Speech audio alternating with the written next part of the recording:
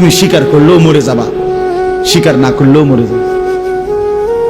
চোখ বন্ধ রাখলেও কবরে যাইতে হবে, চোখ খোলা রাখলেও কবরে যাইতে হবে। কি বলেন? রাজপ্রাসাদের মানুষটাও মরে যাবে, কুড়ে ঘরের মানুষটাও মরে যাবে। সুখের খাবার যার মুখে সেও মরে যাবে, ভিক্ষার থালা যার হাতে সেও মরে যাবে। যাবে না? তো যেটা নিশ্চিত অনিবার্য বাস্তবতা, যে মৃত্যুকে আড়াল করার, অস্বীকার করার, পাশ কাটার কোনই ব্যবস্থা নাই, কোনই ব্যবস্থা নাই। না ক্ষমতা দেখাইয়া, না কাইন্দা কাইটা, কোন সিস্টেম নেই। ক্ষমতা দিয়েও মৃত্যুকে ঠেকানো যাবে না, কাইন্দা কাইটাও কি করা যাবে না মৃত্যুকে। যেটা নিশ্চিত সেটাকে ভুলে যাওয়া কেন ভাই?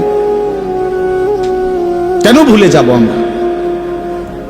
আল্লাহর নবী সাল্লাল্লাহু আলাইহি ওয়াসাল্লামের যেই হাদিস আমি পড়ছি, এটাই নবীজি বলছেন, আকসিরু যিকরা হাদিমিল লাযযাত। আমার উম্মত প্রতিদিন বেশি বেশি ওই জিনিসটাকে স্মরণ করো যেটা তোমার সমস্ত স্বাদ, আহ্লাদ, সমস্ত ব্যস্ততা সবকিছুকে স্তব্ধ করে দিবে। সবকিছু, সেটার নাম মৃত্যু।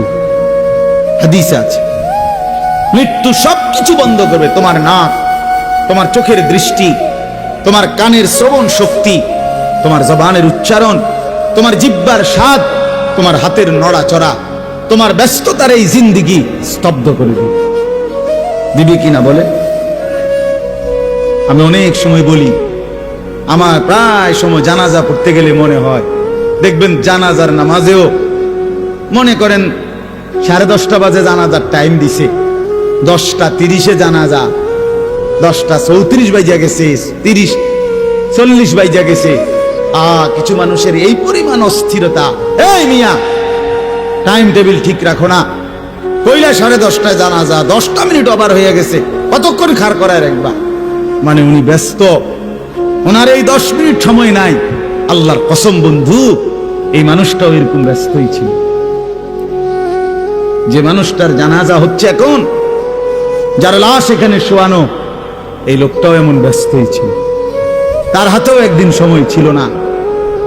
আজ গোটা পৃথিবী সব আগার জায়গায়, এই বেচারা শুধু নিস্তব্ধ।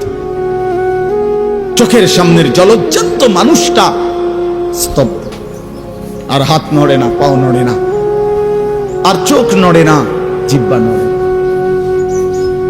এজন্য দুনিয়ার এই ব্যস্ততার ভিতর দিয়ে আমরা যদি মনে করি যে আমি শুধুই দুনিয়া, ভালো মন্দ, লাভ লোকসান, চাওয়া পাওয়া, প্রাপ্তি ও প্রাপ্তি, মনের চাহিদা পূরণ, সবকিছু শুধু দুনিয়া ভাইয়া বাবা, তো আখিরাত